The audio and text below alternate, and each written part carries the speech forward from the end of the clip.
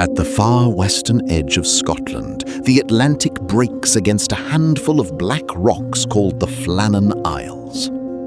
In December 1900, the lighthouse on the largest island went dark.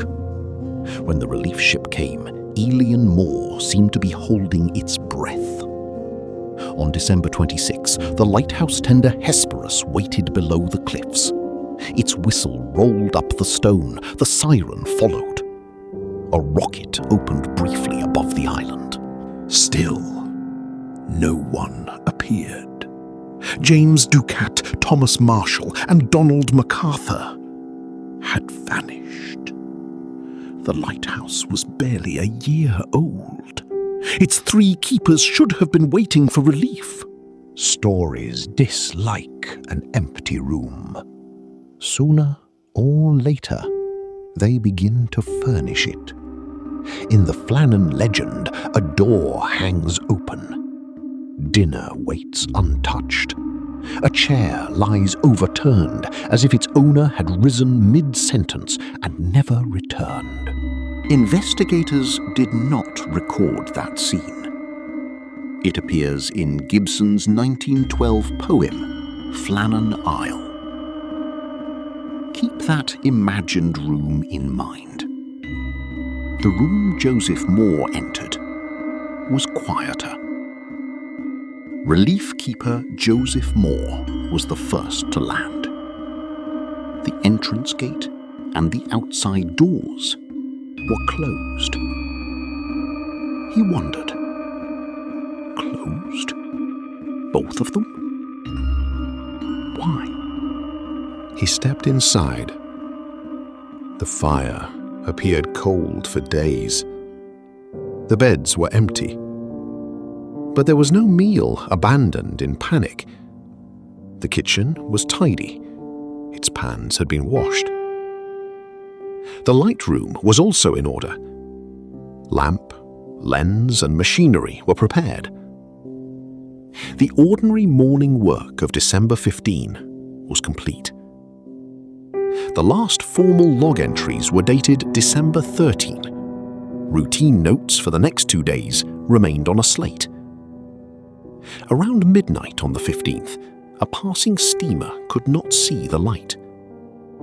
Nothing inside explained the silence. It only narrowed its beginning, most likely that afternoon. Moore returned with the crew. They searched the island, but found neither the men nor their bodies.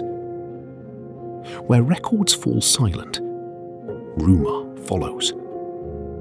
Later rumors claimed prayers in the logbook, a storm,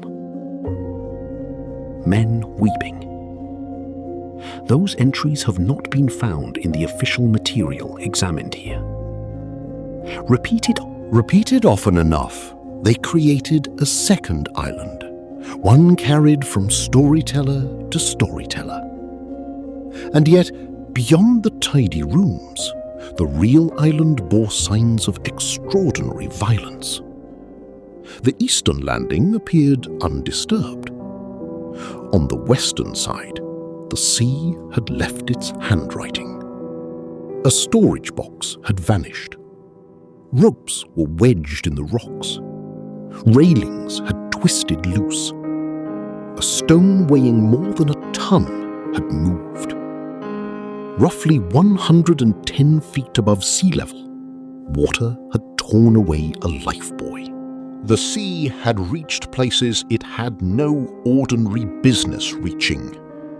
Yet the crane stood secured and unharmed. There was no sign the men had operated it. Ducat's and Marshall's sea boots and waterproofs were missing. MacArthur's coat remained inside.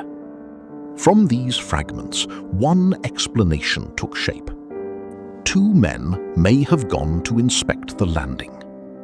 MacArthur may have followed in haste. Then a wave climbed the rocks and swept all 3 away. It is a simple, persuasive answer. It accounts for the damage, the missing clothing, and perhaps the absence of bodies. But it cannot recover the sequence. Who went first? Why did all three leave? Did one fall, drawing the others after him? Did the sea strike once, or return? No document records when routine became danger. Every reconstruction is a bridge built from only one shore. 3 days later, Superintendent Robert Muirhead walked the same ground. His report tested the wind first. Its direction should have driven the men toward the island. In effect, his report said, "Not wind. The damage lies west. The force came from the sea." Muirhead concluded that a large wave was the most probable cause. The official death records, too, gave drowning as the likely end. Most probable, not certain. His report could name the likely force, but not restore the missing minute in which 3 lives met it. Gibson's poem did not preserve Moore's room. It preserved the shock of entering a place where ordinary life had stopped. The archive gives the mystery hard edges. Closed doors, finished work, missing clothing, a shattered landing. The legend gives the silence a shape. We do not have to mistake one for the other, nor do we have to throw either away. Most likely, the sea took the keepers of Flannan Isles. But the sea is a cause, not a final scene. Between the washed dishes and the western cliff lies one unrecorded decision. We can follow the men nearly to the edge. The last steps remain theirs alone. Below the lighthouse, the Atlantic still strikes the same black rock. It has had more than a century to answer. It has not.